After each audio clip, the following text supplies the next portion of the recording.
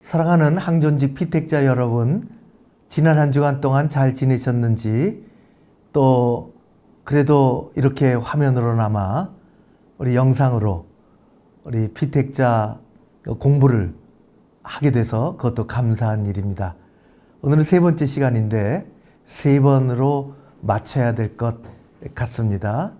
오늘은 코로나 시대에 교회의 역할, 우리는 어떻게 해야 될까 하는 그런 좀 더 진전된 내용으로 여러분들과 이야기를 나누도록 그렇게 하겠습니다. 성경 말씀 로마서 12장 2절 말씀 제가 읽고 기도하고 우리 시작하지요.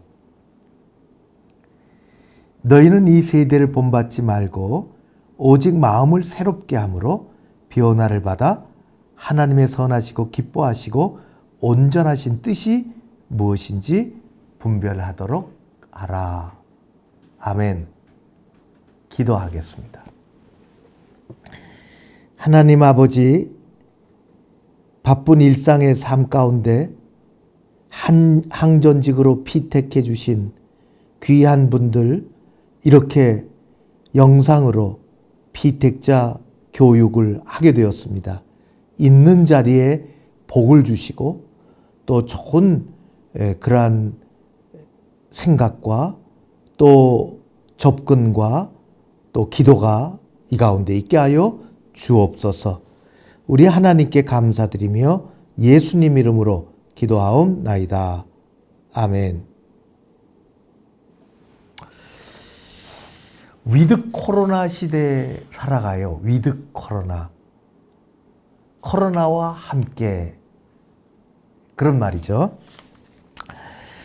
우리가 사는 세상 어떤가 하는 것을 제가 네 가지 장면으로 살펴보았습니다.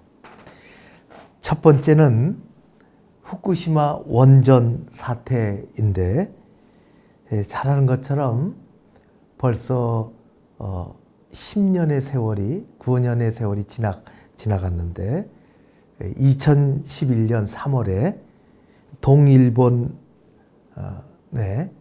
엄청난 규모의 지진이 일어났죠. 9.0이라는 상상을 초월하는 그런 지진이 일어나서 엄청난 쓰나미가, 그 영상을 우리가 여러 번 보았는데 감히 상상을 초월하는 영상들입니다. 그래서 후쿠시마 원전이 폭발을 해버렸습니다. 2만여 명이 죽었고 10만 명 넘는 사람들이 피난을 가고 아직도 회복되지 않은 요원한 그런 일들을 일본이 겪었죠. 그건 일본만 겪은 건 아니고 오염도 되고 바닷물도 그렇고 땅도 그렇고 거기서 나는 생선 수출하느냐 마느냐, 우리나라 수입하느냐 못하느냐, 굉장히 불안한 세상을 우리가 살아갑니다. 오늘날 사람들이 말하기를, 오늘날 우리가 살아가는 세상을, 이런 사회를 여러 가지로 얘기할 때 피곤 사회라 그런 말도 하고, 또 분주하다, 왠지 뭔가 모르게 쫓긴다 그런 말도 하고, 분주한 것이 지나가서 분노하는 사회다, 격한 일들이 너무 많잖아요. 그리고 위험 시대다라고 하는 것이에요. 재난, 우리가 살아가는 세상에 하루도 재난이 없는 그런 날이 없습니다. 두 번째 장면은 또 우리에게는, 우리 사회에서는 일어나지 않지만 세계 곳곳에서 일어나는 폭탄 테러입니다. 총기 난사도 있고 거의 너 죽이고 나 죽는다, 이런 자살 폭탄 테러, 주로 이제 중동이나 어떤 특정 종교 지역의 갈등이 폭발하는 것에, 유럽도 한동안은 예외가 아니었죠. 아주 불안합니다. 불특정 다수에 대한 공격들이죠. 어디 뭐 폭탄만 터뜨리겠습니까? 우리나라도 엊그제 뉴스 보니까 뭐 자동차로 어디를 밀고 들어가서 뭐 편의점인지 어디인지 뭐 그냥 깔고 뭉개더라고요. 이거 참 고통스러운 일이죠. 우리가 사는 세상 세 번째는 이게 기후 사라져가는 빙하. 우리하고는 또 멀리 떨어져 있어서 감히 방문하지도 못하지만 현실입니다. 북극의 빙하가 녹아내리는 거예요. 화면으로 보면은 엄청나게 녹아내리잖아요. 그 그린란드 이런 데는 영구 동토 지역이 있어요.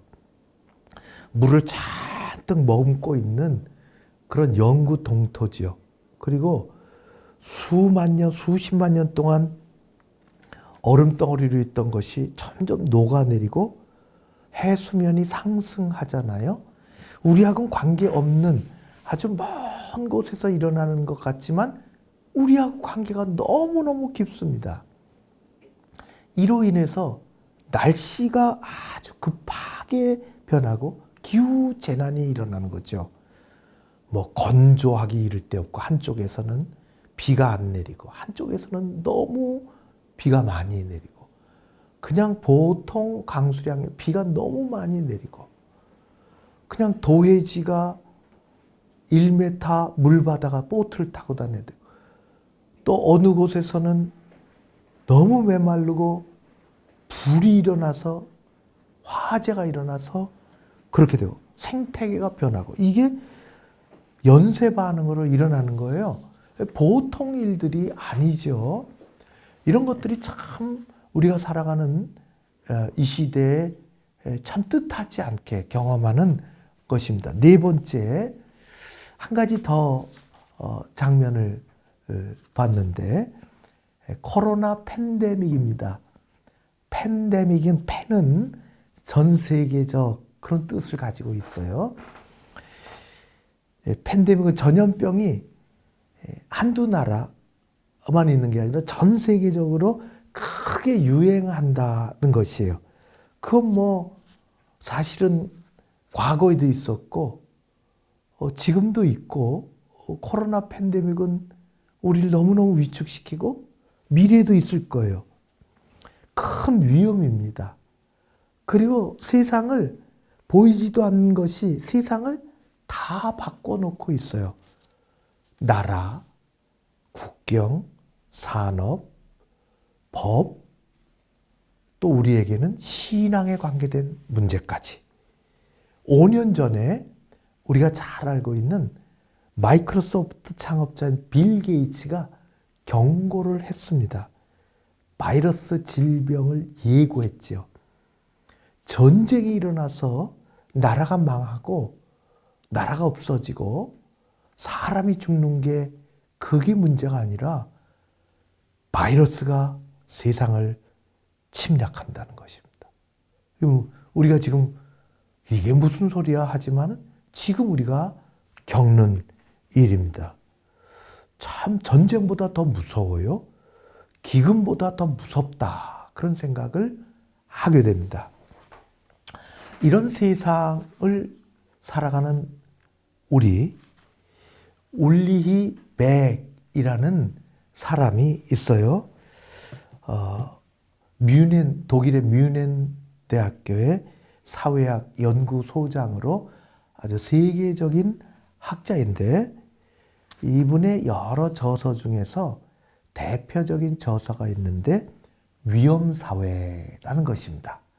리스크 소사이어티, 위험사회. 위험이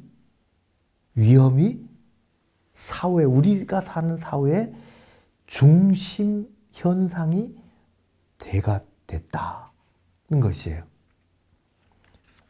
그러잖아요. 오늘날의 장수사회, 복지사회, 평등사회, 뭐 그런 여러 가지 말로 할 수 있지만 사회학적으로 정말 실감나는 것 위험한 사회가 되었다는 것입니다. 그는 5가지를 위험한 사회, 우리가 사는 정말 너무 많이 공감이 돼요. 이렇게 얘기했어요. 위험은 전염성이 강하다. 이것저것에 불안하잖아요. 옆에 사람이 불안해하고 위험에 처해 있으면 나도 노출이 돼 있죠. 불안해요. 전염성이 아주 강합니다. 두 번째는 위험은 언제 어디서나 발생할 수 있다. 그렇게 되어 있습니다. 그러지요. 국경을 초월해요. 어디나 위험해요. 못 사는 나라, 잘 사는 나라, 상관없어요. 도시, 농촌, 관계없어요. 위험은 어디서나. 세 번째로, 오래된 위험이 있어요. 늘 우리가 아는 위험들. 자연재해, 전쟁, 이런 것들은 오래전부터 있었던 위험이에요. 있었다가 사라지게 돼요. 그런데 세 번째 위험사의 특성은 과학이 발전될수록 위험이 높아진다는 거예요. 그러죠. 인공지능, 로봇, 그런 거 하면 편하겠다. 그러면서도 위험할지 몰라. 인간이야, 사람이야. 사람을 해치면 어떡하지? 사람보다 똑똑하고 힘이 있고 모든 것을 우리보다 훨씬 더 잘하는데 과학이 발전하면 위험이 높아져요. 원전사고도 그런 거 아니겠어요? 네 번째, 그래서 안전을 희구하는 가치가, 안전해지고자 하는 가치가 평등의 가치보다 중요해진다. 아주 의미심장한 얘기를 했죠. 평등한 것보다 안전이 가치가 훨씬 더 높아진다는 거예요. 다섯 번째, 불안이 증가하면서 우리 안전이라는 것이 공적인 소비재라는 것은 물. 그건 누구나 독점하면 안 되잖아요. 물은 나만 마시겠다. 그 공적 소비재예요. 물, 전기, 그런 것들이죠. 안전이 이제 바닷가에 사는 분도 똑같고, 다 우리 모두가 필요한 것이다 하는 거예요. 우리 옛날에 그런 생각을 못 해봤어요. 오늘날의 시대를 한마디로 하면은 위험과 불안의 세계화 시대예요. 경제 세계화, 글로벌라이제이션, 그런 말을 오래전서부터 썼는데 이제는 위험하고 불안한 것이 세계화가 됐어요. 예외가 없다는 거예요. 결론은 새로운 인식, 그리고 적극적인 대응이, 우리는 신앙인이니까 한 걸음 더 나가서 우리의 믿음도 어떻게 해야 되는가 하는 것을 살펴봐야 한다는 것입니다. 코로나가 가속되고 있죠.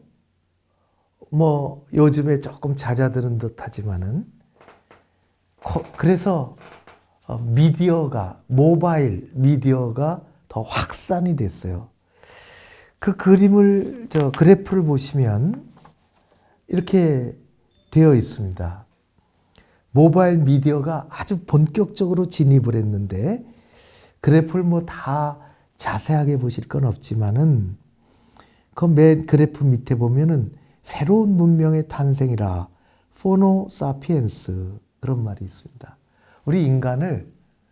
현존하는 우리 인간을 호모 사피엔스라, 그렇게 아주 지식을 축적해서 지혜로운 인간, 그런 뜻이 호모 사피엔스.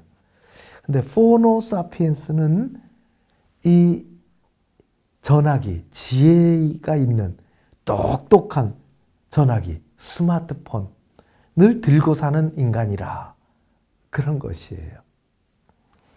거기 그림을 보시면 한국은 2018년서부터 1인 1스마트폰 시대가 시작이 됐고, 해마다 조사를 했는데 2019년 작년이죠. 가장 최근에 거기 보면은 그렇게 되어 있어요. 잡지, 종이신문, 라디오, 맨 오른쪽이죠. 그런 것은 뭐 보기는 보지만 뭐 10명에 1명, 2명.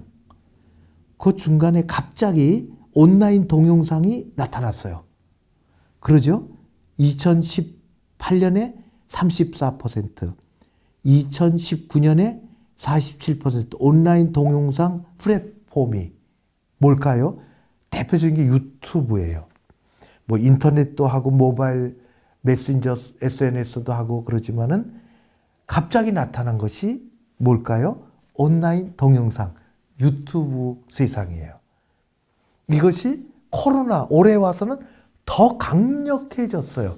음악회도 유튜브로 하고 예배도 유튜브로 드리고 회의도 유튜브로 하고 뭐 세상에 다음에 페이지를 보면은 모바일 미디어 시대라 그렇게 되어 있습니다.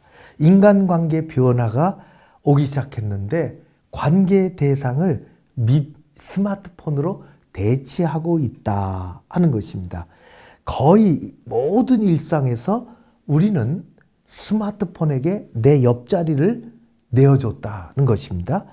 거기 그래프를 보시면 이것이 최근에 2018년에 오늘날에는 더 하죠. 거기 그렇게 되어 있네요. 휴식을 취할 때 스마트폰을 본다 92%. 여러분 어떠실까요? 저도 가만히 생각해 봤어요. 누워서 잠들기 전까지 스마트폰을 본다. 이거 젊은이들에게는 더 그럴 것 같아요. 세 번째 보니까 궁금한 게 있으면 옛날에는 선생님, 또 옆에 친구에게, 아빠에게, 엄마에게, 선배에게 물어봤는데요. 요즘은 안 물어봐요. 누구에게 물어볼까요? 스마트폰에 검색을 해요.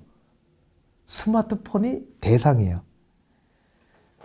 네 번째는 다른 사람과 함께 있을 때에도 스마트폰을 만지작거린다. 그거 뭐 우리도 다 반이 그래요. 저는 주머니에 넣으려고 굉장히 애를 씁니다. 그래도 뭐가 자꾸만 생겨요. 또 하나, 그럼 우리 신앙생활은 이런 때 어떻게 하느냐? 코로나 시대 우리 신앙생활. 이제 우리의 문제로 돌아와요. 온라인 방송 예배 시 우리는 모바일 기기 가장 많이 이용한다 하는 것입니다. 이거는 가장 최근의 데이터예요. 2020년 4월 9일 날 이렇게 물어봤어요. 우리 교회 다니는 사람들 1000명에게 물어봤어요. 어떻게 온라인 영상 예배 뭐로 드리십니까? 40.5%, 40%가 핸드폰, 아이패드 이런 거로 드리는 거예요. 뭐 그렇죠. 핸드폰을 쥐고 사는 거죠. 조금 더 큰 거로 드리면 예배가 조금 잘 될 텐데요. 그것도 불가능한 경우가 참 많죠. PC, 데스크탑, 노트북 33%, TV 25.6%, 라디오는 거의 없고요. 그렇게 하는 교회도 없을 뿐. 모바일 기기, 우리는 그런 시대에 살아가고 있다는 것입니다. 그 다음 그래프를 보시면 코로나 종식 후에 언제 종식될지는 모르죠. 위드 코로나 시대에 우리가 살아가지만 주일 예배 참석자를 어떻게 예상하십니까? 할 때 좀 두려워요. 거기 감소할 것 같다. 감소할 것 같다. 50%가 감소할 것 같다. 코로나가 끝나도 언제 끝날지 모르지만 끝나도 50%의 교인들은 감소할 것 같아요. 그렇게 변화가 없을 것이다. 그렇게 얘기하시는 분은 10명에 4명, 40%.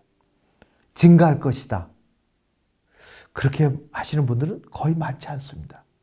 거의 없다고도 볼 수 있어요. 교회 규모가 작으면 더 감소한다는 거예요. 교회 규모. 이제 후에 얘기하겠지만은 그러면 그 그래프 옆에 보면은 감소하는데 몇 명쯤 주일 예배 감소할까?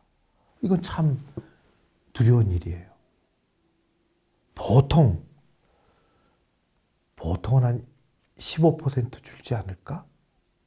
그런다고요. 이게 회복되어지는 시간도 필요하고, 회복된다 그래도 이게 뭐 한두 달 문제가 아니기 때문에 그렇다는 것입니다.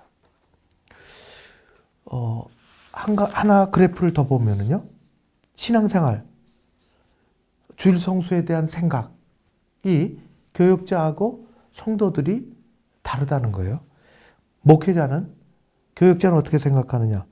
73%가 주일 예배는 반드시 교회에서 드리는 게 좋겠습니다. 이른바 대면 예배죠. 대면 예배. 온라인으로 가정에서 예배 어쩔 수 없이 드릴 수가 있다. 그것도 25%인데요. 그런데 교인들은 달라요. 교역자들은 73%가 이제 교회에서 대면 예배 드려야 됩니다. 그러지만 교인들은 41%밖에 생각하지 않는다는 거예요. 더 많은 사람들이 온라인으로 가정 예배 괜찮다.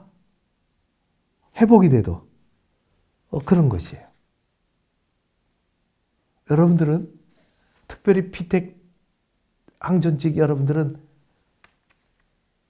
어디에 동의를 하시는지 모르겠어요. 자, 우리 문제로 돌아옵니다. 조금 제가 이제 속도를 조금 더 내야 될 것 같은데 시간이 우리가 많지 않은데요. 위드 코로나 시대에 우리 교회 방향성, 그리고 우리 개인의 신앙, 우리 피택자의 신앙, 그거를 정리하겠어요. 잘 아는 거기 때문에 제가 짧게 언급합니다. 첫 번째, 교회의 신앙의 본질을 추구하는 것입니다. 위드 코로나 시대. 아주 중요해요. 교회 신앙의 본질 추구의 첫 번째는 말씀의 강화입니다. 종교개혁 시대에 Back to the Bible, 오직 성경, 그런 얘기, 그건 그때도 진리고 오늘도 진리입니다. 성경 읽기를 우리가 개인적으로 강화해야 될 필요가 있어요. 여러분들은 성경 일독도 하시지만은 온 교우들이 성경을 가까이 대하는 것. 두 번째, 신앙의 본질을 추구하는 두 번째는 예배의 재정립이에요. 예배가 많이 달라지고 있습니다. 예배에 대한 생각도 그래요. 본질은 잊어버리면 안 되는 것입니다. 단지 교회당으로 돌아가는 것, 그것이 문제가 아니라 진정한 예배가 개개인 회복되어지는 것, 그것이 정말 중요한 것입니다. 예배당의 예배와 가정 예배가 잘 어우러지는 것, 그것이 중요한 것입니다. 개인의 영성을 위해서 예배가 회복되어지는 것입니다. 세 번째, 교회 신앙의 본질을 추구하는 것에는 신앙 성장의 추구가 있습니다. 개인의 신앙 성장이 제일 중요합니다. 멈춰서는 안 되죠. 개인과 교회의 연결고리 속에서 하나님 나라의 일꾼으로서 우리는 개인 신앙의 성장을 추구해야 됩니다. 늘 하는 얘기고 듣는 얘기지만 여러분들은 한 해 동안 신앙이 그래도 많이 성장했으리라 믿습니다. 더 중요한 것은 임직하고 나서 교육받고 기도하고 성경 읽고 예배드리며 은혜 받는 것이 끝나는 것이 아니라 죽을 때까지 교회 사랑하고 내 신앙이 성장하는 것이 가장 큰 우리 신앙생활의 태도입니다. 교회 신앙의 본질을 추구하는 마지막, 하나님 사랑과 이웃 사랑을 잘 갖고 가는 것입니다. 두말할 것도 없죠. 모세가 받은 10계명입니다. 예수님이 요약해 주신 하나님 사랑하는 것, 그리고 이웃 사랑하는 것, 이것입니다. 이것은 당연한 얘기고 우리가 잊어버리지 말아야 할 교회 신앙의 본질을 추구하는 것입니다. 두 번째로 이런 시대에 우리는 어떻게 해야 되는가? 교회 공교회성을 강화하는 것입니다. 짧게 할게요. 공교회성. 거기 세 가지가 있는데요. 교회가 담을 쌓고 살면 안 된다. 대사회적으로 소통하고 또 공감의 능력을 더 키워야 된다. 교회가 우리를 넘어서 사회로, 우리 교회는 그렇게 잘했어요. 더 잘해야 되겠죠. 이웃과 사회로 넘어가야 된다. 담을 쌓고 살면 안 된다. 교회 부정적인 이미지가 많다. 내가 내 교회를 잘 사랑하고 한국 교회를 위해서 기도하고 그리고 내가 교회라는 생각으로 세상의 문제, 우리 삶의 문제를 공감하면서 그렇게 살아가야 된다는 것입니다. 교회가 그렇게 돼야 된다. 세 번째입니다. 우리 이런 시대에 우리가 어떻게 해야 되는가? 미래 세대를 위한 새로운 신앙교육을 모색해야 한다는 것입니다. 한마디로 하면 제가 준비하고 있습니다. 거기 보시면 다음 세대와 가정 중심의 신앙을 회복해야 한다는 것입니다. 무게 중심을 조금씩 가정으로 두는 것, 교회와 가정이 더 연계되는 것, 그리고 교사와 학부모가 더 연계되는 것, 그것을 만들어서 구축해 나가고 적용해 나가는 것. 한 가지 더 거기 화면에 있는 것처럼 미디어 시대인데 이것을 우리가 잘 활용해서 온오프라인 교육, 만나서 얼굴 보고 손 붙잡고 기도하고 또 헤어져 있을 때 다 만나지 못할 때에는 온라인으로 자료 보내주고 공부하게 하고 또 채팅하고 그런 것이 필요하다. 네 번째, 이런 시대에 우리는 어떻게 해야 되는가? 디지털 시대에 맞는 사역을 창출하는 것입니다. 이것도 제가 준비하고 우리 교회가 미리 잘 준비해가는 과정 속에 있어요. 기존 사역의 우선순위를 제고해야 되겠다. 이것저것 막 널려져 있는 것이 아니라 정말 뭐가 정말 이 시대에 필요한 건지 그런 것이죠. 그리고 미래지향적인 필수 사역들, 아까 얘기했던 신앙을 강화시키고 그런 것들, 우리 젊은이들과 또 다음 세대를 어떻게 세워야 되는지, 가정을 어떻게 세워야 되는지 이런 것들을 개발하고 강화시키는 것. 거기서 한 가지 더 한다면은 저는 아까도 얘기한 거죠. 주변에 어려운 교회들이, 작은 교회들이 정말 위기인데 상생, 함께 살아가자. 상생 플랫폼이라 할까요? 그래서 콘텐츠를 우리가 만들고 그것을 나눠주고 동반 성장할 수 있는 프로그램들을 그런 걸 만들고 그렇게 하는 것이 이 시대를 함께 이겨나가고 힘들지만은 나가는 그러한 교회 책임이다. 그렇게 할 수 있습니다. 자, 이제 결론을 맺겠습니다.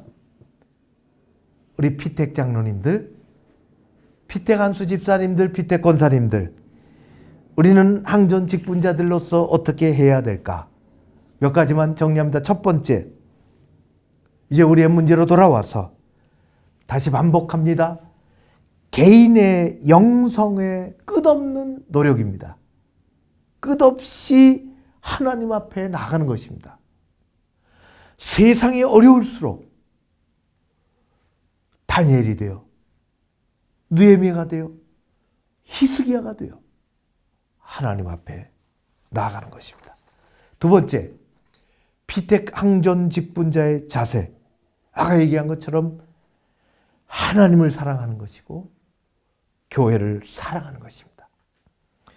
교회 공동체에 뿌리를 내리고 교회관이 약해지지 않도록 하고 이웃을 향한, 세상을 향한 그 출발이 내 신앙의 고백, 우리 교회가 되어야 하는 것입니다.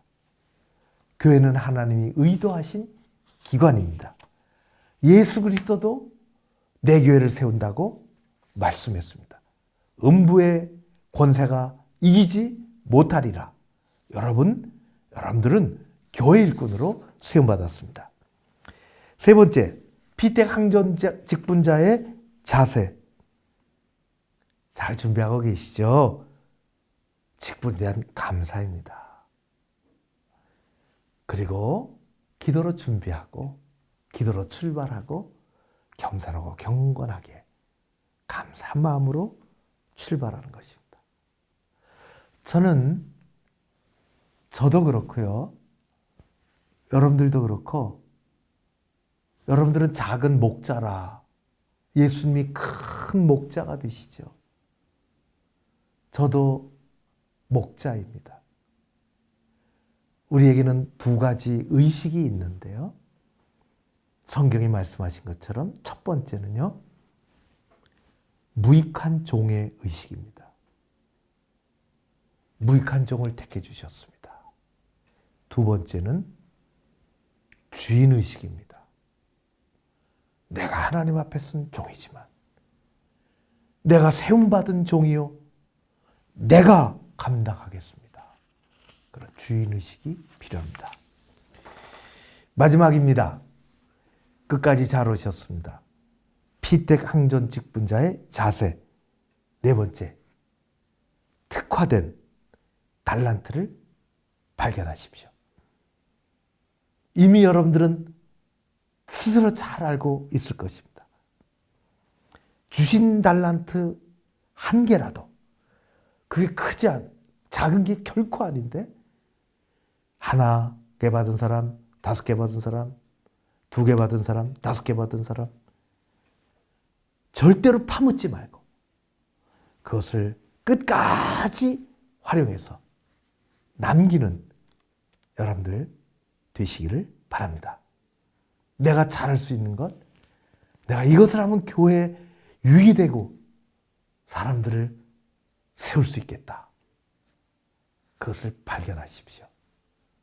하나님이 주신 여러분의 자리입니다. 그리고 미래지향적으로, 옛날엔 이렇게 안 했는데 그렇게 하지 말고 우리 코로나 시대를 넘어서서 미래지향적으로 여러분들 그렇게 준비하는, 그런 마음을 갖고 준비하는 항전직 피택자 다 되시기를 바랍니다. 지난 3번의 시간 동안에 여러분 수고 많이 하셨습니다. 참 고맙고 감사합니다. 이제 하나님 앞에 여러분의 임직할 자세, 마음가짐 한 단어로 단톡방에 올려주십시오. 그것이 여러분들이 3번째 과제도 마쳤다는 감사의 말을 표현함으로 3번째 과제를 마쳤다는 숙제입니다. 꼭 그렇게 하시기를 바라고, 하나님께서 여러분들을 크게 사랑하시는 것처럼 귀하게 사용하실 줄로 믿습니다. 여러분 고맙고 감사합니다. 수고하셨어요. 기도하고 마치겠습니다.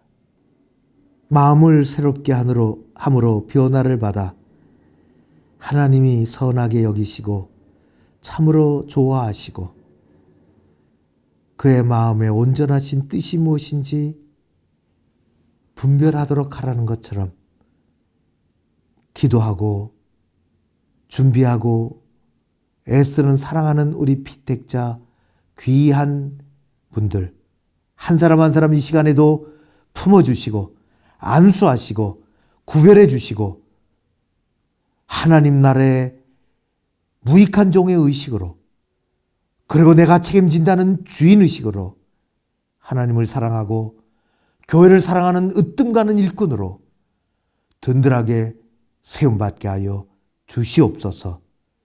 주 성령께서 역사해 주시기를 원하오며 예수님 이름으로 기도하옵나이다. 아멘. 여러분 그동안 많이 수고했어요. 감사합니다. 승리하십시오. 축복합니다.